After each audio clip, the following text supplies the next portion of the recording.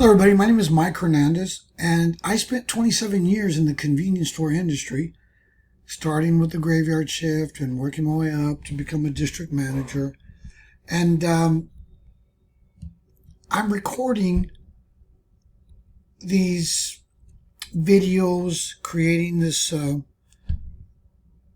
training content through various different formats because I think it's something that's needed.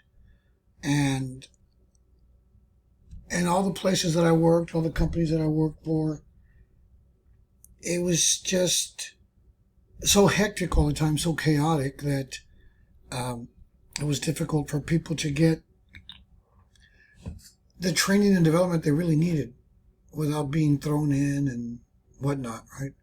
And I don't mean to knock the industry. Obviously, I love the industry. I was in there for a long time. And at times it may sound like that, but it's not the case. I remember the struggles. I remember, the hardships. I remember um, just the things that I went through. And it took me 2 years to have an opportunity to become a store manager. And I would have been about maybe 26 and a half, going on 27, I think. And the reason I bring that up is because in hindsight, looking back, that seems to be the age where most people mature, maybe hit their stride, have a better sense of life and what we need to do, right? Where we've gone to college in some cases, had fun, with friends, party, do whatever it is that people do at that age. Uh, in this industry specifically, that's the age where I saw people just kind of mature, like I said, hit their stride, and responsibility, sets in. It's just a common age from my experience. Yours may be different, but I'd venture to say the majority of people managing a store don't have college degrees. I didn't. I had some college, but I didn't have my degree. At the time, I was married, and I remember my sister-in-law finishing her degree. She went to college in San Marcos. I think it's South Texas State or something like that. And anyway, she was so excited because she graduated. And so she came home being San Antonio, and she had a new car, a new Honda, nice Accord. And she had a new job. She was going to be a teacher. And she was excited about the salary. And education, can lead to higher pay. But she told us, her sister, my wife, right, and I, that she was getting paid $32,000. And I thought to myself, I was already in position for a while. Like, I make more than that right now as a store manager. And I didn't finish my college. So for a while there, I thought to myself, I don't really need college, right? What do I need college for? And so that led me not to put as much stock into it, as much value. I knew it was important. Yes, I wanted to finish. But when you start running a store, at least back then, mid 90s, it's very difficult to do both things. Probably harder back then because you didn't have online classes. And I went a semester here, took a class there, did what I could, but it was tough. And I remember when, getting back to opportunities arising, because that's what kept me in the industry. I just needed a job. But once I got in, I was like, there's just so much opportunity. It, I got a lot of opportunities. I saw a lot of opportunities at a lot of different DMs that I worked for. I helped out. I covered their stores and did a lot of things. San Antonio was a big market. I worked for Stop and Go. And at the time, when I was ready, I suppose, I had different DMs come to me and say, hey, Mike, come work for me. Give you whatever you want. And because I'm loyal, I ended up going with the DM that I knew, right? The devil that I knew. But I didn't really know him that well. But obviously, he had been my DM for 2 years. And I remember he says, well, Mike, I got a store. It's kind of tough. And I would say part of it, I don't mind challenges. I've always liked challenges. But the other part too, just being honest, right? I just wanted to get out of the store that I was in. And I was working for a guy named Steve. Steve used to be not a district manager, but above that, like an operations manager, division manager, whatever they called it. Smart guy. He knew everything, all the tips and tricks. He knew all this. So I learned a lot from him. But I also learned a lot of hard lessons. I had resentment working for Steve. I was fed up working for Steve because even though I learned a lot from him, it just sometimes everything got thrown onto me and I was overdue a raise. And even though I was carrying him, I couldn't get a raise. And I tell a little bit more of that story in, the other podcasts. If you don't know, this is your first time coming across this. I started doing 5 podcasts. One is called Dive for sales associates, right? Because you're diving into the business, you're learning the industry, how convenience stores work. The second one is Survive for assistant managers, because that's a tough spot to be in. And if you're a manager now, I'm sure you know, right? You got to pay your dues, and sometimes, those dues are costly. And so then this one is Thrive, right? Because I've seen so many store managers that struggle making that transition. It's human. It's human evolution, I guess. We don't know a lot of things. We haven't been exposed. We haven't been trained. A lot of corporations, they offer compliance training annually, but you don't always get some of the soft skills and other things. So at any rate, how to manage people, how to make decisions that you can live with, right? Those are challenges that I always saw as a manager. And so in order for you to be able to thrive, which is what I want to help you do, that's what this segment is, this series is, Thrive for Store Managers. But I just wanted to get out of there. I was tired of, the abuse and everything else, not getting the pay raise that I was owed, long overdue, and not getting a cut of the bonus, anything like that, right? And again, I was carrying the store. So Steve had some other issues he had to take care of and whatnot, and he, kind of just dumped it on me, which is fine. I don't mind, but I did have a little bit. So when the opportunity presented itself, I was like, I'll go. And so Tony, my boss, says, 24-hour store. I said, I don't care. I'll take it. Not in the best part of town. Tony, I don't care. I'll take it. He says, you only got 1 employee. I said, I don't care, Tony. I'll take it. And, that's what I did. So my first day on the job, a guy walks in. And I know this guy, right? His name is Pat Bellinger. Pat, if you're alive, miss you.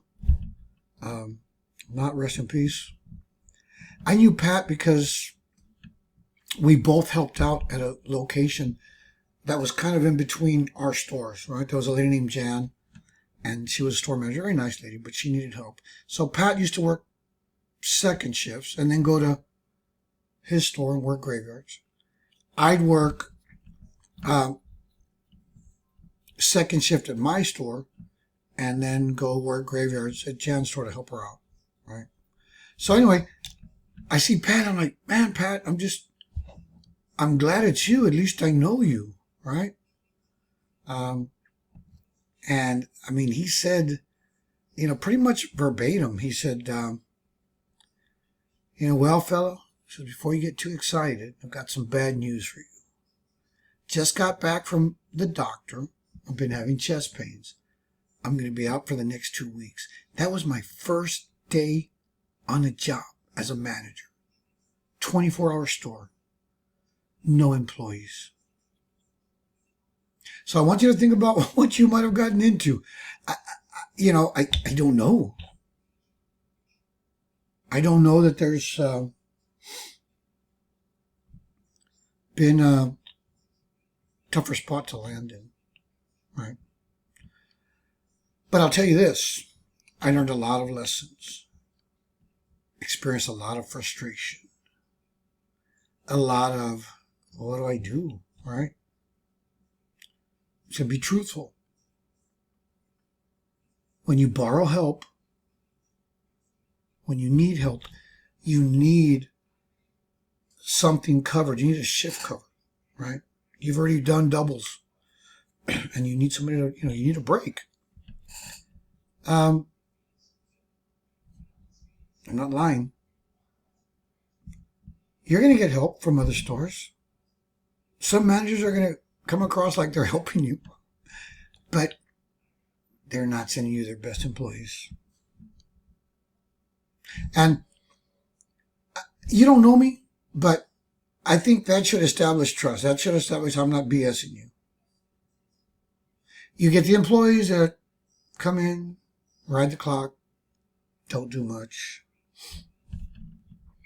And, I mean, why is somebody going to send you their best employee?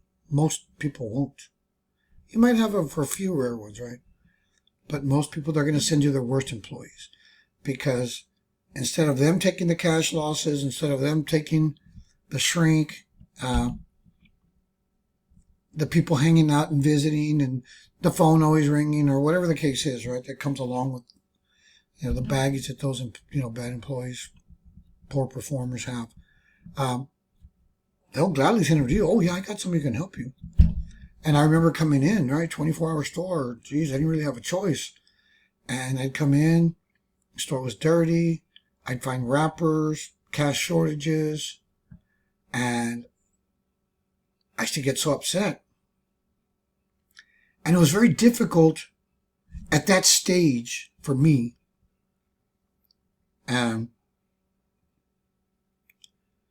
to assign any accountability, right? Because what's the manager going to say? Well, then, the heck with you, Mike. You're so ungrateful. I'm not going to send you anybody. And, I would talk to the DM and say, man, these guys are eating my lunch. And they don't do anything, right? I mean, I'm glad I got some rest. Don't get me wrong. But it was a high price to pay. And so I learned quickly that these store managers were sending me their problems. And I've told people, one of the things I've told people so many times in my podcast is you need to learn from these experiences and look for ways to prevent these things from happening to you. I would hear a lot, scuttlebutt, the gossip. Hey, did you hear what happened at, Aaron's store? No, what happened? And people tell you, vendors come in and tell you, like, wow, over there at Jane's store, cash is missing. Somebody ran off with a deposit, blah, blah, blah, blah, blah. And so I would always look for, like, how can I make sure that doesn't happen in my store, right? That's one of the first things. So it's always better that you learn from other people's mistakes. And that's the approach I took. And I would hear these things and come up with a plan.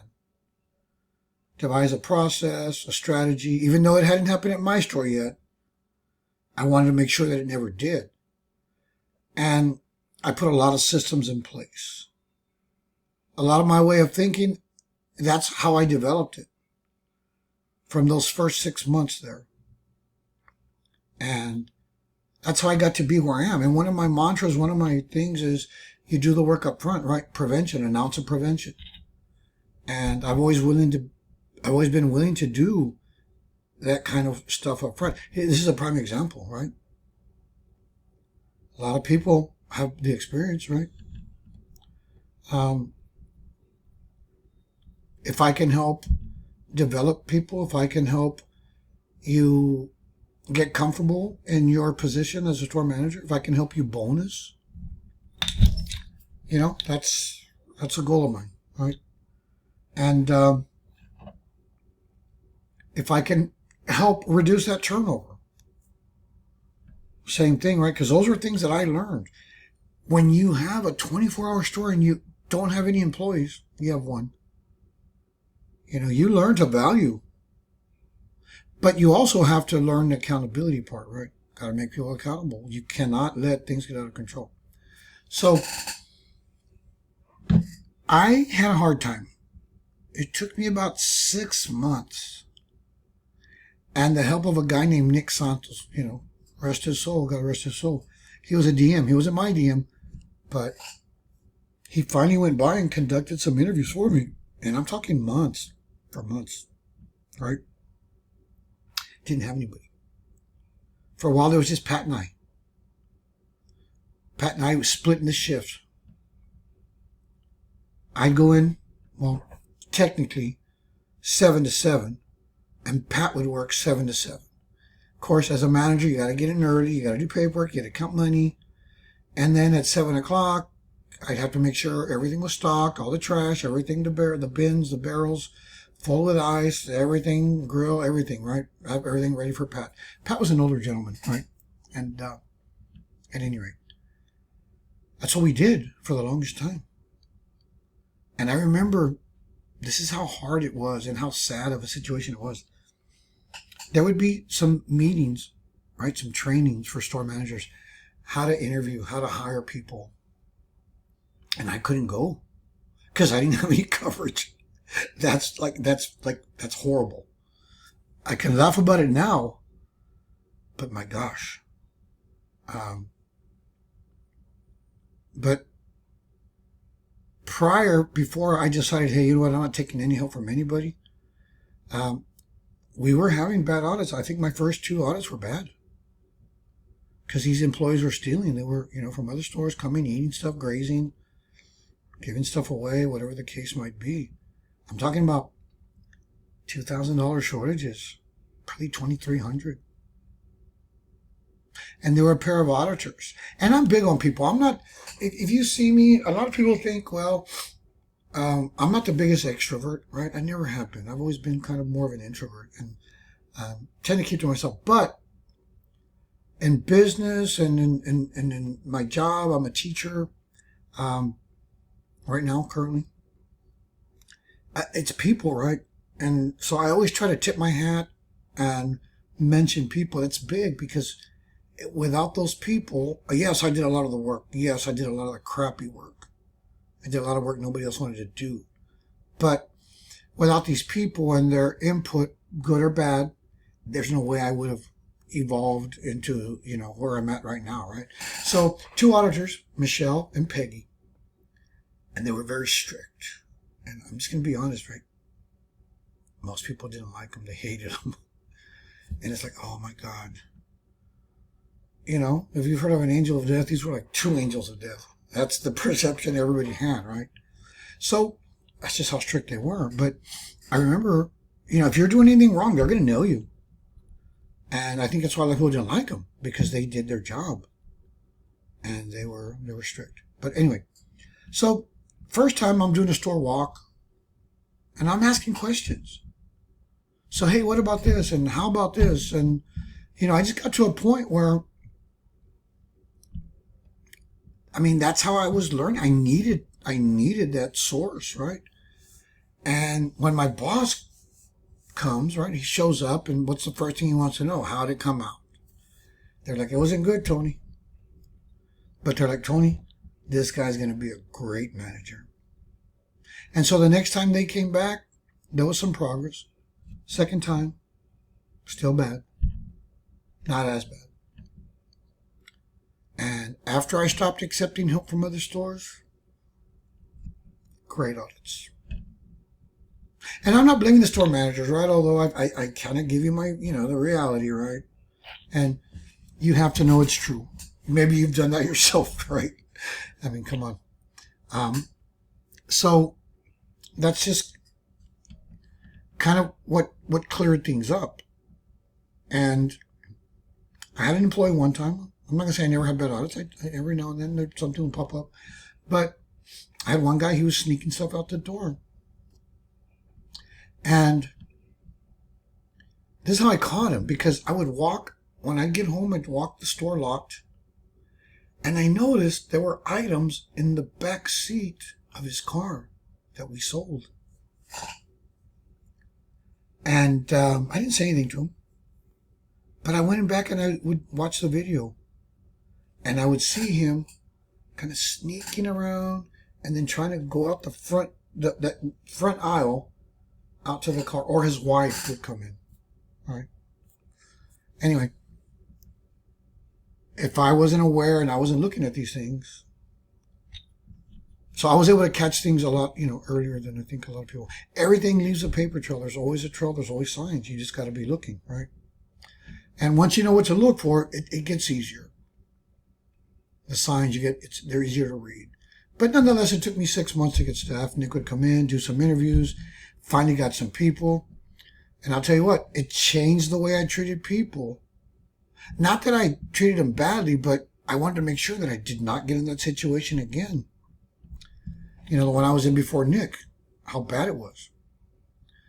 And so here's something. I remember it was so bad that somebody called in, they couldn't come into work, and I let my district manager know. I'm like, Tony, you know what, you got anybody who can help? And Tony's like, I don't, Mike. And he's like, if you want, I can come in and work the overnight shift for you. And I'm like, to his credit, I give him credit for that. And Tony wasn't a bad guy. I'm just, you go through things and experiences and whatnot. But, I'm like, no, Tony, I'll work it. You've earned your stripes. You put in the work. I'll just figure it out. And I did, right? I always looked at myself as kind of like my job was to, protect my boss, make sure that from audits, from problems, from all those different things. That's how I kind of looked at stuff, right? So either a pawn or a bishop or a rook or whatever it is, right?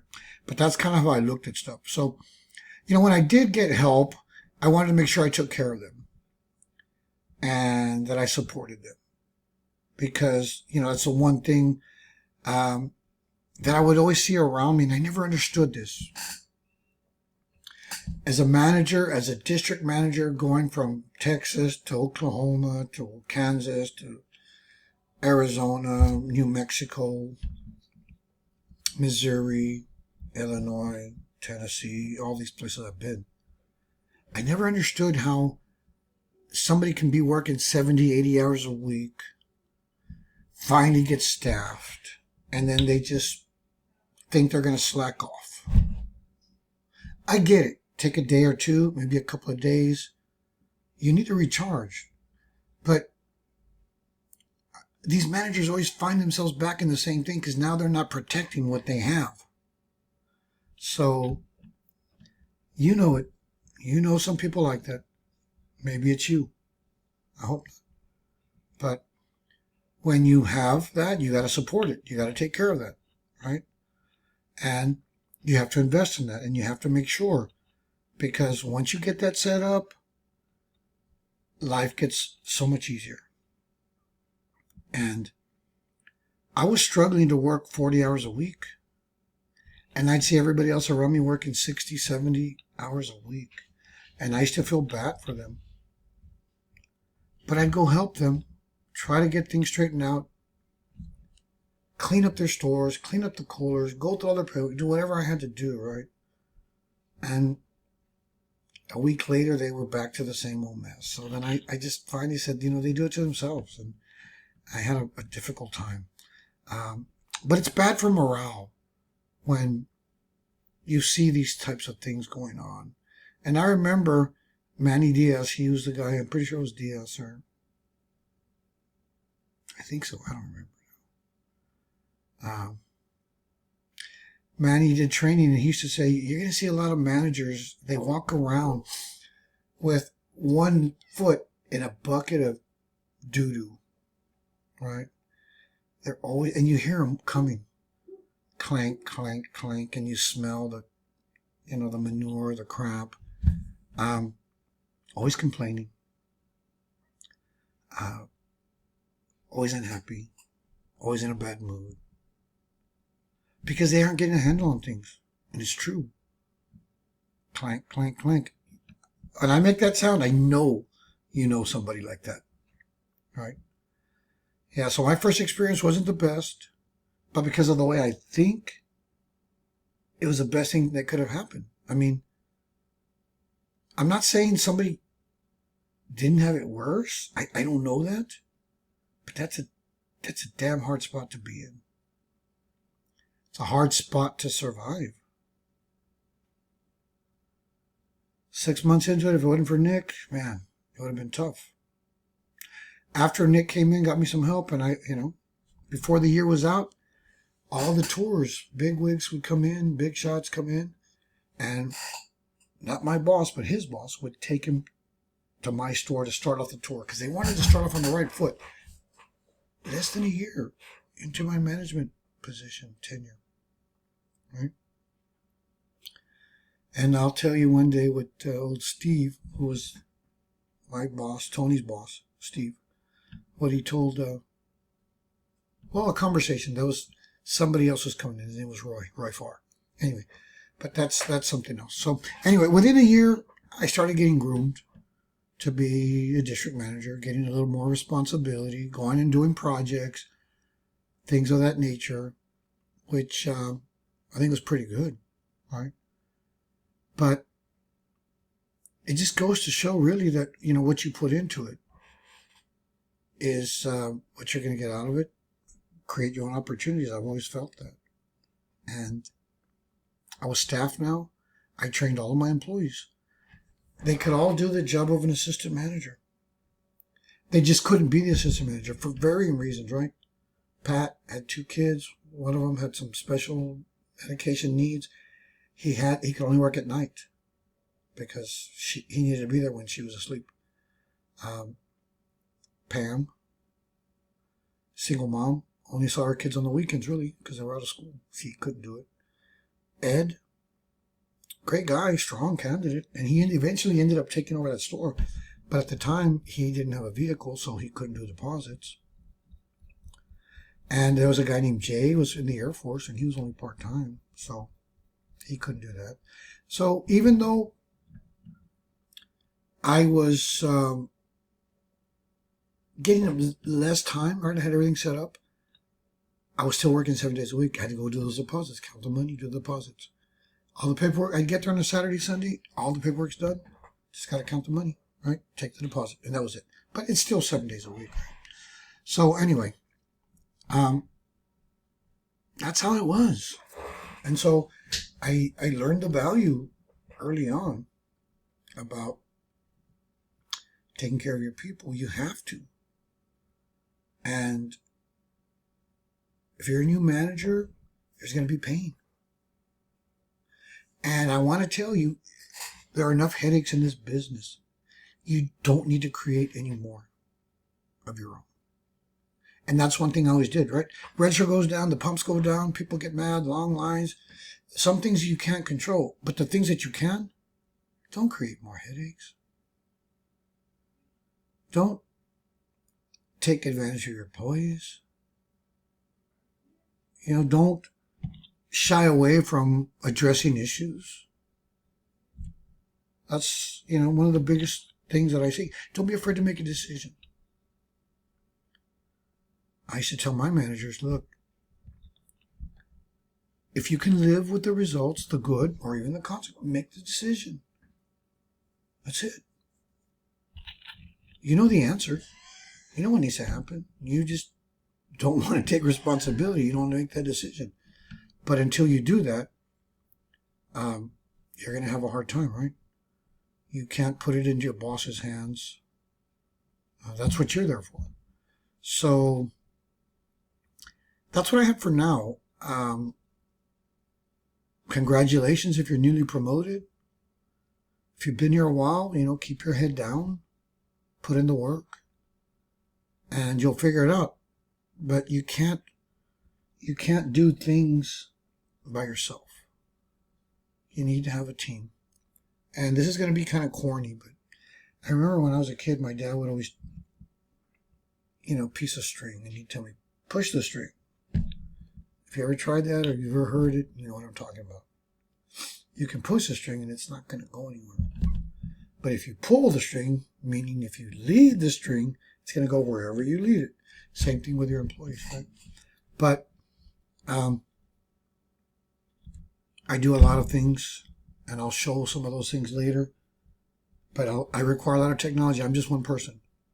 And this is a massive, massive undertaking to make sure that anybody, anywhere in the world who needs and wants training can get it. So I use technology, I'll use AI, I'll use avatars. You'll see an avatar of me. In a lot of cases on some videos, you're going to see those types of things. And it's only because I need to get this out into the world, right? And I'll share some of those resources in the future so that you can come back and tell your employees about it. Again, I was a district manager. I know how hard it is to find time to train everybody. So now that I have time, I'm not getting called left and right and doing all these different things like corporate and HR and, just all the different pieces that you know about. I can focus on dedicating time and setting you up to do your learning, right? On your drive to work, on your drive home. Step outside, have a smoke break. I have some podcasts called Smoke Breaks for that same reason, right? Nobody's in the store. Grab a smoke, you run out, smoke a cigarette, and you can listen to a short little podcast. Maybe 5 minutes, 4.5 minutes, whatever it takes you to smoke a cigarette. So I'll be doing videos on those things, but I do work full time. And towards this part of the year, it gets pretty hectic. But anyway, I'm Mike Hernandez, and I hope that this has been helpful and that you can take advantage of these and let other people know, right? Let me do the training. Let me help you get your team staffed. Make them aware of things. None of this, your company policies, right? I'm not going to mess with any of that stuff, right? You follow policies, but I wish I had access to this back then. We didn't have Google. We didn't have any of this stuff. All right. I could have moved up a lot faster. So thanks for watching or listening. I don't know if this is going to be on YouTube or my Thrive podcast, but I'll talk to you soon. Thanks.